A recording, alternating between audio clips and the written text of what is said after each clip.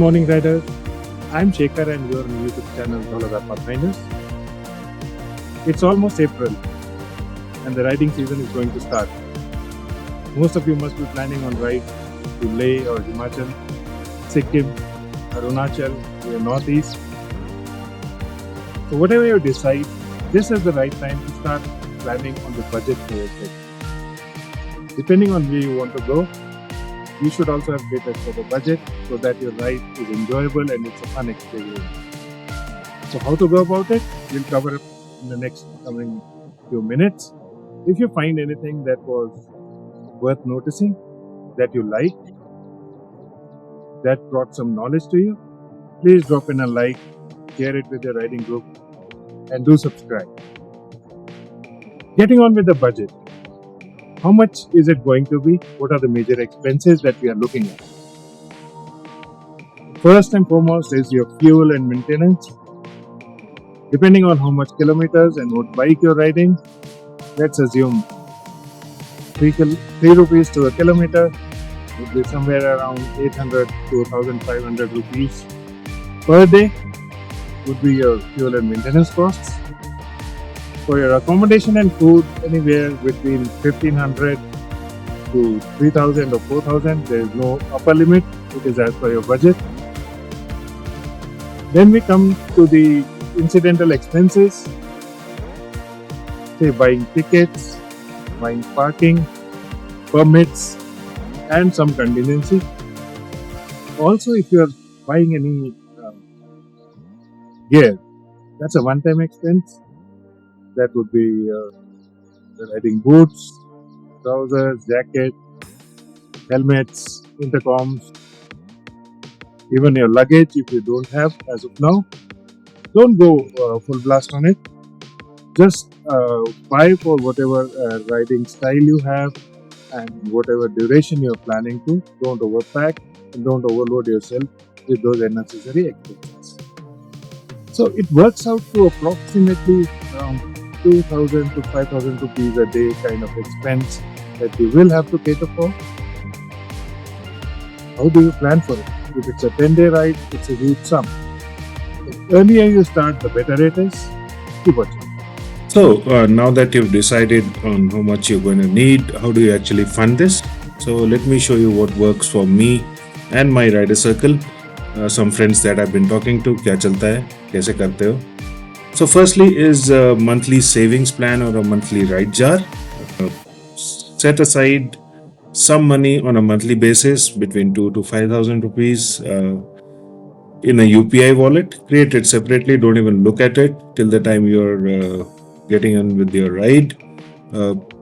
Also, if you want to start an SIP in one of the good mutual funds, wouldn't be a bad idea either. And if you're setting aside certain kind of funds on a monthly basis, by the end of few months you'll see that you have a sizable number which you can support your ride with. Sell your old gear if you got some lying spare with you. How do you decide क्या बेचना है? If you're not used it for the past 6 months, that means you're not exploiting it to its fullest. Now that doesn't go for your rain jackets. Of course, you'll use them during the rainy season, but otherwise for normal gear, helmets, jackets, gloves, even riding boots, sell it off on OLX or within your riding groups. You'll get some good cash out of it and put it in that wallet that you've already created. Get a freelance or a side gig going. If you're good at editing or script writing, even within most metros you've got these delivery gigs which are there, and also bike taxi gigs. If you're comfortable with it, take it on, and that will also add a huge amount of money to your corpus once you're planning a trip. Try and reach out to the local brands, even the local gear shops, if they can sponsor you with some gear, and you can create content for them when you're riding, and pitch your ride as something which will bring value to them as far as their business goes. And most of the times I've seen that the brands are supportive, but you'll have to make a bit of effort for that. Group ride is again a good idea. And looking at group rides, firstly, you will be splitting up costs, so it'll work out cheaper. Secondly, it's a matter of security, especially in the regions. If you're going to the mountain regions, you might need somebody's support. Traveling solo is a no-no. And also the ride experience itself, the memories you make collectively also are more valuable, right? Riding with friends and your groups. So try and get into a group ride instead of traveling solo. Register for some reward cards or points like a fuel card, and they end up adding a lot to your money back. Cards are also available, so they end up contributing quite a bit to your requirement as well. And last but not the least, don't bank on personal loans or using credit cards to fund your rides. I don't personally, means it's a personal belief, that the funding through loans is not a very healthy sign. If you can't fund yourself, then maybe you should delay it till the time that you can. Just imagine if, God forbid, you meet with an accident on the ride, you're not able to pay your EMIs, your credit score takes a hit. So it's unnecessarily creating a stress when it could have been avoided. Also, if it needs to be, shouldn't be more than 50% of the budget is maximum I would put in funding the trip, and maybe you could put a numerical figure to it, maybe not more than 10,000 or 20,000 or 30,000, as per your earning capability that you have as of now. Moving on, see, let's not compromise on the experience. We should be cutting costs, not the experience. So how do we do it? Very overlooked aspect is starting early. Start your day early, start the ride early. Why? Because most of the times you're starting from cities or you're starting from urban centers. If you start late, it'll already be heavy traffic, and you'll take more time to get out of the city. You'll waste more time on the road, so that directly equates to uh, lesser fuel efficiency, right? So get out early, you'll save a lot on the fuel, and also reach your destination on time, and maybe you can have a good time once you reach your destination. Second is your accommodation and food. There are so many hacks that you can do to save on both. Look at hostels, look at homestays, look at dharamshalas locally if you want to. Uh, as far as the food is concerned, I'll come to it separately, but do buy a good set of camping gear. Good in the sense that a two-man tent, sleeping bag, a mattress, and a small cooking kit, which basic stove, and also some utensils.